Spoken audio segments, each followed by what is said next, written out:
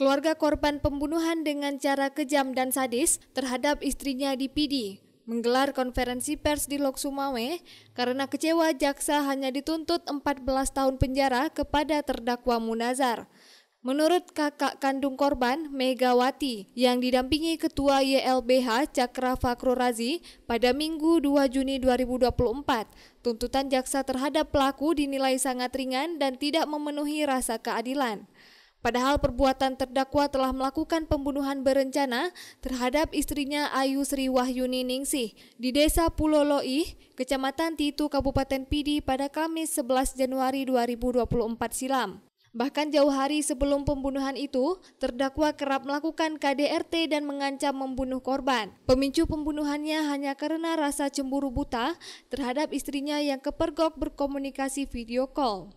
Megawati meminta pelaku dihukum dengan seberat-beratnya. Saya merasa kecewa dan merasa sedih kan karena tuntutan jaksa itu terlalu minim sekali, ringan sekali, cuma 14 tahun tuntutannya kan.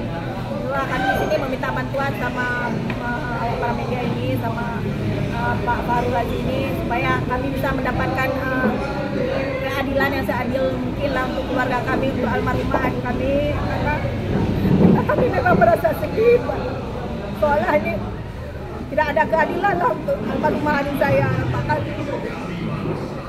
Karena di sini adik saya kan memang dibunuh dengan sangat biadab. Oleh karena itu saya mohon semoga Pak Hakim dan Pak Jaksa bisa mempertimbangkan lagi atas perbuatan si terdakwa ini yang telah menghabisi adik saya dengan sangat biadab. Sementara itu, Ketua YLBH Cakra Fakrul Razi mengatakan pihaknya masih mempelajari kasus ini dari surat dakwaan jaksa di Pengadilan Sigli.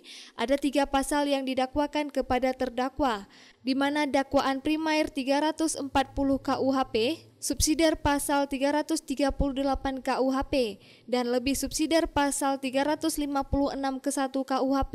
Dirinya menghormati hak jaksa penuntut umum dalam melakukan penuntutan berdasarkan fakta persidangan. Jika nanti vonis hukumannya ringan, maka selaku pendamping hukum keluarga korban, dirinya akan menempuh upaya hukum lainnya. Mereka merasa bahwa keadilan ini belum bisa didapatkan oleh keluarga. Makanya mereka datang mengadu ke kami terkait dengan permasalahan ini.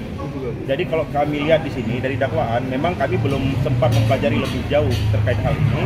Tapi dari kalau kami lihat dari dakwaannya, ini dakwaan menggunakan dakwaan subsidiaritas, di mana menggunakan 3 pasal: pembunuhan berencana, pembunuhan biasa, bahkan pembunuhan terhadap keluarga inti istri maupun anak. Nah, jika memang kita melihat kronologisnya, seharusnya memang masalah ini, pembunuhan ini kan masuk ke dalam pembunuhan berencana. Kalau kita lihat dari kronologisnya, seperti yang didakwakan oleh jaksa penuntut umum. Tetapi bagaimanapun ini merupakan hak prerogatifnya jaksa di dalam menuntut. Mungkin jaksa melihat dari fakta-fakta persidangan lebih tepatnya ini pembunuhan biasa. Maka dari itu, kalau kami ini kan masih dalam telaah kami, belum bisa kami beri pandangan yang lebih jauh. Nanti akan kami tunggu putusannya seperti apa. Jika memang putusan itu terlalu ringan, mungkin nanti baru akan kita upayakan langkah-langkah hukum selanjutnya. Mungkin segitu dari kami sebagai pendamping hukum keluarga. Dalam konferensi pers tersebut, Megawati dan pihak keluarga juga membantah tudingan adiknya berselingkuh.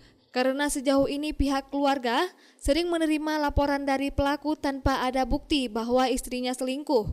Hanya karena cemburu buta, pelaku sanggup membunuh ibu dari anak-anaknya secara keji. Dari Lok Sumawe, Denny Muhtadi melaporkan untuk Puja TV Aceh.